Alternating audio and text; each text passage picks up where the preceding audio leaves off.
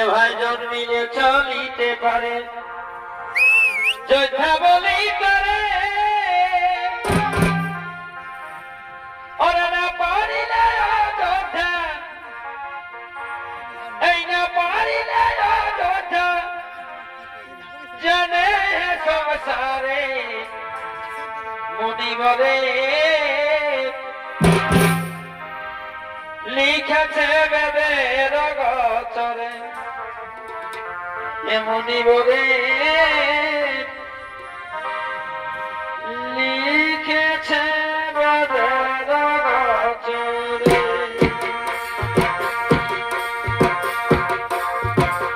জন্মিলে চলিতে পারে যোদ্ধা বলি তারে না পারিলে অযোদ্ধা না পারিলে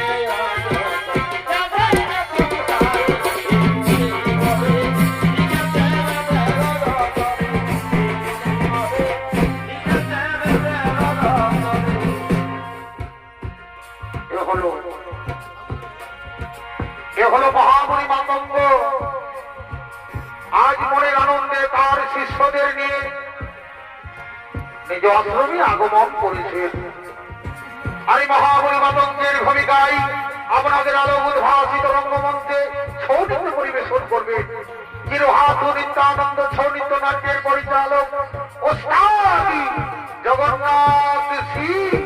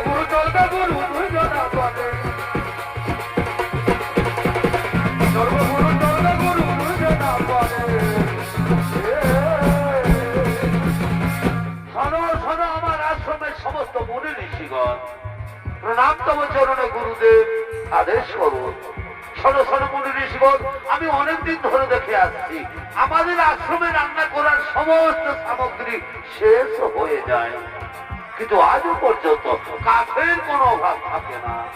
আমার তো মনে হয় কেউ যেন চুপি চুপি এই আশ্রমে কাঠের বোঝা রেখে দিয়ে যায় না তো। সে কি গুরুদেব, কে হতে পারে সেই মহানুভাব? সে যেই হোক না কেন, আজকে গভীর রাত্রে তোমরা তাকে হাতে নাতে ধরতে হবে কে সেই মহান ব্যক্তি। আমি এখন চললাম শয়নাগারে। ঠিক আছে গুরুদেব, আজ আপনার আদেশ আমরা অক্ষরে অক্ষরে পালন করবো গুরুদেব। আপনি নিশ্চিন্ত মনে শয়নাগারে যান গুরুদেব, আপনি নিশ্চিন্ত মনে শয়নাগারে যান।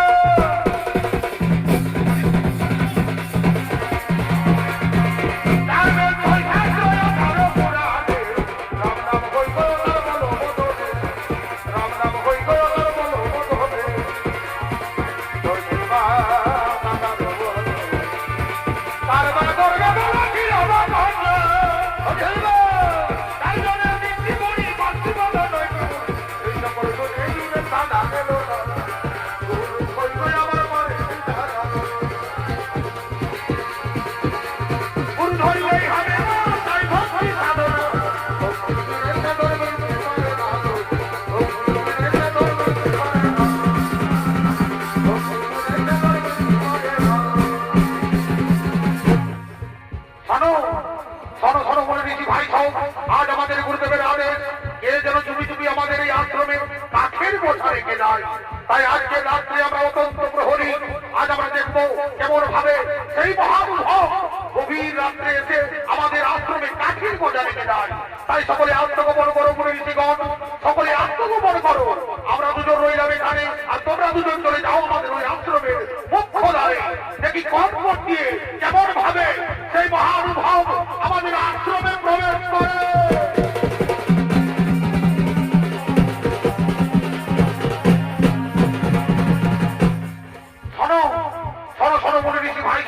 রাত্রি প্রায় গভীর হয়েছে, আর আমাদের নিদ্রায় গেলে চলবে না, এরপর কিন্তু আমরা অত্যন্ত প্রহরী।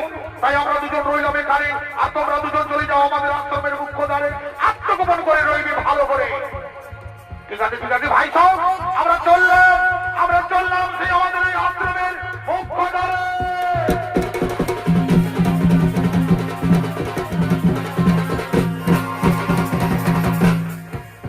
আর ওদিকে সেই গভীর রাত্রে বিরাট চন্ডালের মেয়ে সবরী গোপনে গোপনে কাঠের বোঝা নিয়ে মাতঙ্গ ঋষির আশ্রমে প্রবেশ করেছে।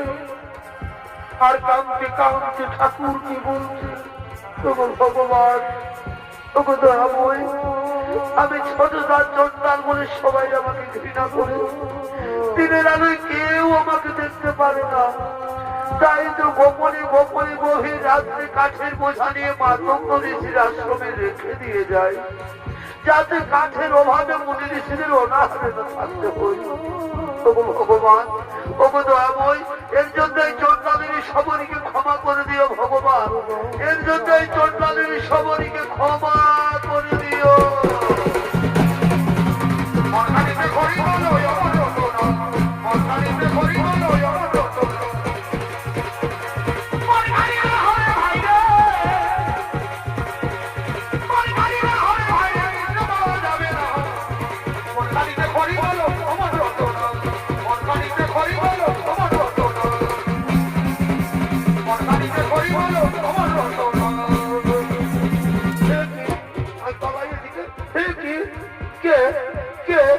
গভীর রাত্রে অন্ধকারে তোমরা কে? আমরা হলাম সেই মহামণি মাতঙ্গের শিষ্য। কিন্তু তুমি একজন রমণী হয়ে এই গভীর রাত্রে তুমি কে? আমি তো সেই চন্ডালিনী সবরী। চন্ডালিনী সবরী? ও, তাহলে তুমি সেই বিরাট চন্ডালের মেয়ে সবরী নাও? আমি সেই হীরা চন্ডালের মেয়ে সবরী। আমি তো এমন কিছু অন্যায় করি। অন্যায় করনি?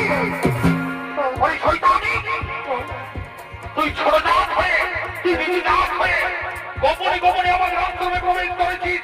কোন সাহসে? আমাকে ছেড়ে দে, আমাকে ছেড়ে দে মুনি ঋষিগণ, আমি আর কোনোদিন এই আশ্রমে। এদিকে এসো, এদিকে এসো, এদিকে এসো বলছি, এদিকে এসো।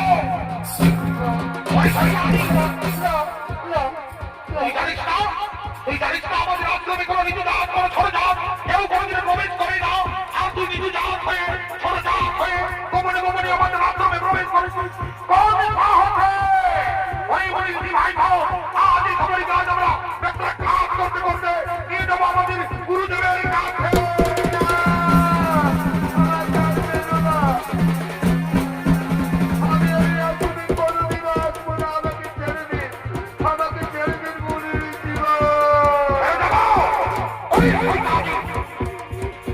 তুই জানিস না আমাদের আশ্রমে কোনোদিন কোনো নিচু জাত, ছোট জাত কেউ প্রবেশ করে না। আর তুই ছোট জাত হয়ে, নিচু জাত হয়ে আমাদের আশ্রমে গোপনে গোপনে কাঠের বোঝা রেখে দাও। আর তোর এলাকাতে রান্না হয় এই মুনি ঋষিদের খাবার। ওই মুনি ঋষি ভাই খাও, আজ এই খাবারের কাজ আমরা মারতে মারতে নিয়ে যাবো আমাদের গুরুদেবের কাছে।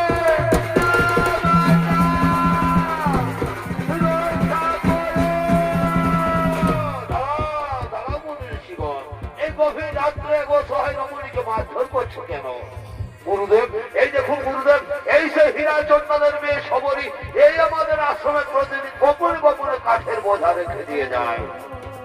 মুনি ঋষিগণ, এই সবরী শুধু কাঠের বোঝা রেখে দিয়ে যায় না, এই সবরী প্রতিদিন গভীর রাত্রে এসে আমাদের আশ্রমে ঝাড়ু লাগায়। ফুল পাতে, আবার গোপনে গোপনে মুনি ঋষিদের সেবাও করে যায় এই সবরী। গুরুদেব, তাহলে আমাদের ভুল হয়ে গেছে গুরুদেব, আপনি আমাদের ক্ষমা করে দিন গুরুদেব, আপনি আমাদের ক্ষমা করে দিন। তথাস্তু। মা সবরী, মা সবরী, আজ তোমাকে দেখে আমি খুবই আনন্দিত হয়েছি মা, আজ আমি খুবই আনন্দিত হয়েছি। কারণ মুচি হয়ে সুচি হয়ে যদি কৃষ্ণ পূজে, আর সুচি হয়ে মুচি হয়ে যদি কৃষ্ণ তজে। মা সবরী, তোমার শরীরে নবভক্তির উদয় হয়েছে। এই আশ্রম ছেড়ে আমাদের সকলের চলে যেতে হবে, আমাদের যাবার সময় হয়েছে। আর এই আশ্রমে আমরা কেউ থাকবো না। আজ থেকে এই আশ্রমের সমস্ত দায়ী দায়িত্ব তুমি পালন করবে। দেখবে এই আশ্রমে একদিন ভগবান শ্রী রামের দর্শন তুমি পাবে। এটাই মাতঙ্গ ঋষির আশীর্বাদ। মনে ঋষিগণ, সবরীকে অন্য কুটিরে নিয়ে চলো। মা সবরীকে আজ আমি গুরু দীক্ষায় দীক্ষিত করে